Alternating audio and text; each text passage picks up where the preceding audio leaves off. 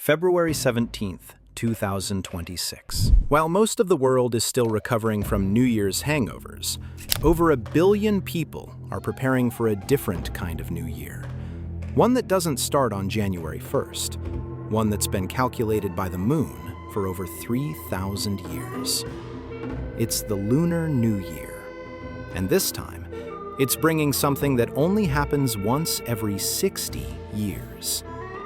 The fire horse.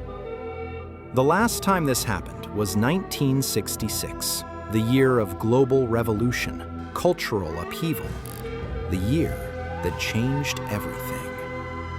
And here's what makes it stranger. In Japan, the superstition around the fire horse was so powerful that birth rates visibly dropped. Documented, measurable, real people making real decisions based on what the stars told them. This isn't a story about whether astrology is real. This is about what happens when millions of people believe it is, and how ancient prophecy is colliding with AI revolutions, digital fortune tellers, and a generation that's more anxious than ever. So let's follow the fire, the legends, and the people who think the universe is trying to tell them something. February 17th, 2026, Tuesday morning. In homes across Asia, North America, Europe, anywhere the Chinese diaspora exists, families are preparing. Not for work, not for school, for reunion. The dinner table is the center of everything. Symbolic dishes that carry weight, a whole fish for abundance, dumplings that look like ancient gold ingots for wealth. Noodles you're not supposed to cut because long noodles mean long life. This isn't superstition dressed up as dinner. This is culture condensed into food. And then there's the public side. Streets explode with red. Firecrackers designed to scare away bad spirits. Lion dances where performers channel the energy of mythical beasts. Temples packed with people lighting incense, shaking fortune sticks, asking the universe for guidance. But here's what outsiders miss, and it's important. Lunar New Year isn't one belief system. It's not even one celebration. Some families treat it like religion. Some treat it like tradition they can't quite explain but refuse to abandon. Some just treat it like the one time a year you absolutely have to come home. And that diversity? That's the point. Because what we're about to explore isn't what Chinese people believe. It's what happens when ancient systems for understanding time, fate, and change meet the chaos of 2026. Right now, in early 2026, we're still technically in the year of the snake. Quiet, strategic, coiled. But on February 17th, everything shifts. The horse arrives. And not just any horse, the fire horse. The Chinese zodiac is built on 12 animals: rat, ox, tiger, rabbit, dragon, snake, horse, goat, monkey, rooster, dog, pig. Most people know their sign. Fewer people know the legend of how those animals got their order. The story goes like this. The Jade Emperor, ruler of heaven, announced a race. The first 12 animals to cross the Great River would earn a place in the calendar. The order they finished would become the order of the Zodiac. The rat, clever and small, hitched a ride on the ox's back and jumped off at the last second to win first place. The ox, who did all the work, came in second. The tiger fought the current and came in third.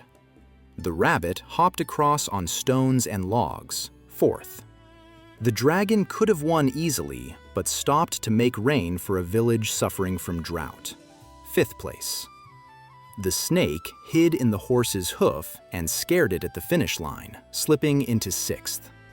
And the horse? Seventh. Fast, powerful, independent, but also easily startled, competitive to the point of recklessness. That's the personality the horse carries. Movement, charisma, freedom, and speed. Speed is seductive.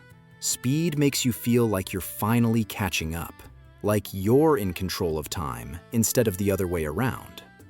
But speed also makes you miss the turn, and that tension between momentum and misjudgment is what the horse represents. Now add fire to it. Here's where most zodiac explainers stop. But the system goes deeper. The Chinese calendar doesn't just cycle through 12 animals. It also cycles through 5 elements: wood, fire, earth, metal, water. When you combine 12 animals with 5 elements, you get 60 unique combinations, a 60-year cycle. That means Fire Horse only happens once every 60 years. The last one? 1966. Let's talk about what 1966 looked like. In China, the Cultural Revolution is exploding. Red Guards, chaos. A country tearing itself apart and rebuilding simultaneously. In America, civil rights movements, anti-war protests, the counterculture taking root. The world feels like it's splitting open. Globally, revolution, transformation, the old order cracking under pressure. You can call that coincidence if you want, but here's where it gets weirder. In Japan, the fire horse superstition runs deep. The belief is that women born in fire horse years will be too strong-willed, too independent, too difficult to control. Bad wives, bad luck. And in 1966, Japan's birth rate dropped. Not speculation. Documented data from the World Bank and peer-reviewed studies show a measurable dip in births. People actively avoided having children, or worse, because of what the calendar said. That's not magic. That's belief shaping behavior. And that's the thing about systems like this. It doesn't matter if the stars actually control fate. If enough people believe they do, the prophecy becomes real through action. So what does 2026 look like? We're in the middle of an AI revolution. Technology moving faster than regulation can keep up. Economic optimism mixed with existential anxiety. A world that feels like it's accelerating towards something, but nobody's sure what. Astrologers and fortune tellers are already calling it. 2026 will be a year of rapid transformation. Bold moves, risk-taking, innovation, and disruption. And whether that's prediction or pattern recognition or self-fulfilling prophecy, does it matter? Because the fire horse energy is already here. People are already stepping into it. Let's talk about the part that makes people uncomfortable. The fortune-telling, the divination, the psychic stuff. Because around Lunar New Year, this isn't fringe belief. It's industry. It's infrastructure. It's something that's been practiced for over 3,000 years and is now experiencing a resurgence among people who grew up with smartphones. Fortune sticks, cow chim. Walk into almost any temple during Lunar New Year and you'll see this. People shaking bamboo cylinders filled with numbered sticks. The process is simple. You ask a question about love, money, health, career. You shake the cylinder until one stick falls. That stick has a number. The number corresponds to a fortune, usually written as a poem. Someone at the temple, or you if you know how, interprets it. To a skeptic, it's random. To a believer, it's divine guidance. But to most people doing it, it's something in between. A ritual that helps you articulate what you're already feeling. A way to externalize anxiety and turn it into something manageable. One woman I read about said, "I don't know if the gods are answering, but asking the question out loud makes me realize I already know what I'm afraid of." Bazi, the 4 pillars of destiny. Then there's Bazi, the most complex fortune-telling system in Chinese culture. Your birth year, month, day, and hour. Each one converts into a combination of elements: wood, fire, earth, metal, water, and celestial stems and earthly branches. The resulting chart is called your 4 pillars. It's supposed to reveal your personality, your strengths, your weaknesses, your compatibility with others, your career path, your health risks. And here's the thing. Even people who don't fully believe in it find it useful. It's like a personality test. Maybe it's not predicting your future, but it's giving you a framework to think about yourself. The wild part? Bazi consultations used to require in-person visits to specialists. Now you can get your chart emailed to you as a PDF. There are apps. There are AI-powered fortune tellers that generate readings based on your birth data. Ancient wisdom, modern delivery. 3,000-year-old system, TikTok aesthetics. Spirit mediums and the line between faith and performance. In Taiwan and parts of Southeast Asia, there's another layer. Spirit mediums. Practitioners who enter trance states and channel deities. People come to them for healing, for advice, for messages from the divine or the dead. I'm not here to tell you whether it's real. I'm here to tell you it's practiced. Temples dedicated to it. Rituals passed down through generations. Communities that rely on it. And yes, there's debate. Skepticism from intellectuals. Pushback from rationalists who see it as exploitation or delusion. But the practice continues. Because for the people who participate, it works. Not necessarily because the gods are real, but because the ritual provides clarity, community, and permission to make hard decisions. The honest middle. So what do we do with all this? Maybe the answer is this. The Zodiac doesn't control you, but it can reveal you. Because at the end of the day, fortune telling isn't about the future, it's about the present. It's about people trying to name their fears and hopes in a world that feels increasingly unpredictable. And at Lunar New Year, that need for revelation is half the reason people show up. Now here's the paradox nobody talks about. If you were born in a horse year, 1954, 1966, 1978, 1990, 2002, 2014, then 2026 isn't a celebration. It's a warning. It's called Ming Nian, your birth year returning. And in Chinese astrology, that's not a good thing. The belief is that your zodiac year puts you in direct conflict with Tai Sui, the Grand Duke Jupiter, the deity who governs the year. It's a cosmic clash, a year of volatility, bad luck, and tests. For horses in 2026, the predictions are financial instability, relationship tensions, health risks, career obstacles. But here's the flip side. It's also a year of potential breakthroughs. If you can navigate the chaos, you come out stronger. So how do people protect themselves? Red everything. The most common tradition? Wear red. Every day, all year.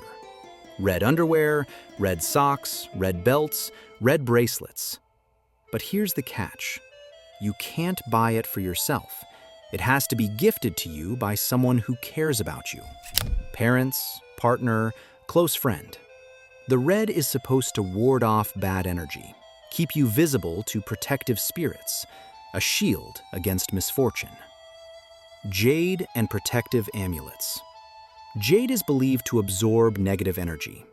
Wearing jade, especially carved into the shape of a compatible zodiac animal, like a tiger or goat, offers spiritual protection. Some people also wear crystals, carry talismans, or keep lucky coins. Temple prayers. During Lunar New Year, people born in their zodiac year visit temples to pray to Tai Sui directly. Light incense, make offerings, ask for blessings and leniency. It's not begging, it's negotiation. Acknowledgement that the year will be hard, but you're willing to show respect and do the work. The modern twist. And now, of course, there are apps. feng shui apps that tell you which direction to face when you sleep, astrology apps that send daily reminders about lucky colors and unlucky activities, ancient superstition, push notifications. But here's what strikes me. Whether it's red underwear or temple prayers or app alerts, the underlying impulse is the same. It's the need to feel like you have some control, some agency, some way to tip the odds in your favor when the universe feels random and hostile. And maybe that's not delusion.